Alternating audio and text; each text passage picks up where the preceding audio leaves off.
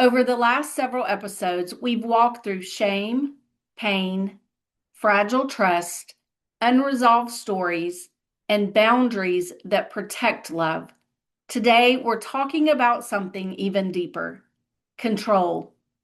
Not control in the harsh sense, not manipulation, but the quiet, persistent desire to manage outcomes, to steer the story, to prevent loss.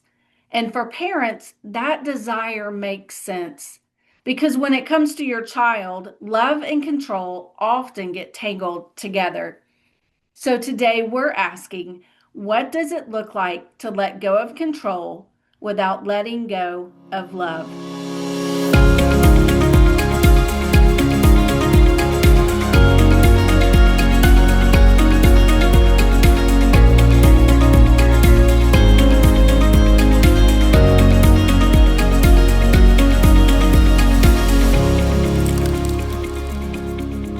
Hi, welcome to Still Faithful, a Bridge Between Us podcast series for parents walking hard, unresolved parenting journeys. I'm your host, Melinda Patrick. This is a space for honesty without shame, faith without pressure, and movement without forcing outcomes. Together, we're learning what it looks like to stay spiritually anchored, emotionally steady, and rooted in love, even when parenting hurts and the story isn't finished. For many parents, control doesn't feel like control. It feels like responsibility. It sounds like if I just say the right thing, if I explain it one more time, if I set the perfect boundary, if I pray a little harder, a little longer.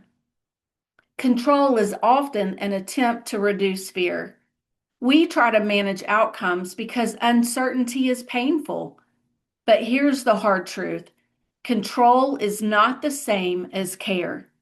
And when control becomes our primary strategy, love begins to feel anxious instead of steady. If you're honest, you may feel tired of rehearsing conversations, tired of predicting reactions, tired of trying to anticipate every possible outcome. Control creates hypervigilance. It keeps your nervous system on high alert. It convinces you that if you just try harder, you can prevent heartbreak. But parenting adult children or children making independent choices requires something different. It requires surrender, not surrender of love, but surrender of outcome. Letting go does not mean you stop caring. It doesn't mean you stop praying. It doesn't mean you stop hoping or loving. Letting go means you release the illusion that you are the one who determines the final outcome. It means trusting that God is working in places you cannot see. It means allowing your child to make choices, even painful ones. It means accepting that growth often comes through struggle.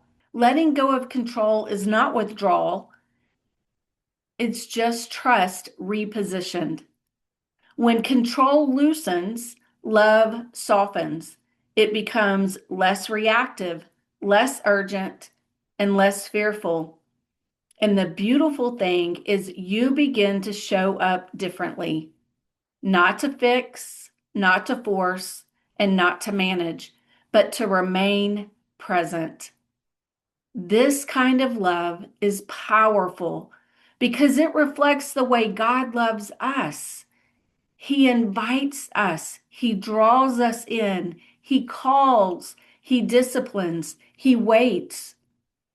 But God does not coerce us. Take a moment and reflect on these questions. Where am I trying to manage outcomes? What fears sit underneath my need for control? What would it look like to entrust this area fully to God?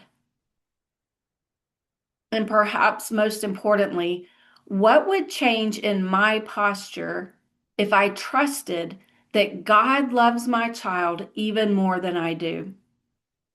This week, you might want to pray something very simple. God, I release what I cannot control. Help me love without grasping. Help me trust without managing. Now, friend, this is not a one-time prayer.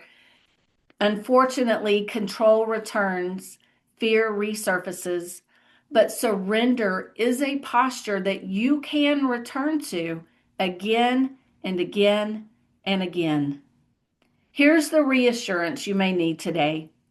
Letting go of control does not mean letting go of love. It means allowing love to be steady instead of anxious. It means choosing faith over fear. It means trusting that God's work in your child's life is not dependent on your management. You are still faithful, even when you release the outcome. Friend, God has entrusted this journey to you and your child to you, but He has not asked you to control the ending. As you loosen your grip and remain open-hearted, He will be faithful to equip you for each next step. I'll talk to you next week, friend. Thanks for listening to this episode of the Bridge Between Us podcast with Melinda Patrick. To find out more, go to melindapatrick.org. Once you're there, you can check out the many resources that Melinda has available. Also, you can book Melinda for your next speaking engagement. Just click on the speaking tab at the top of the page for more information. All of this can be found at melindapatrick.org. Thank you for listening in today. Be sure to join us next time for another episode of The Bridge Between Us with Melinda Patrick.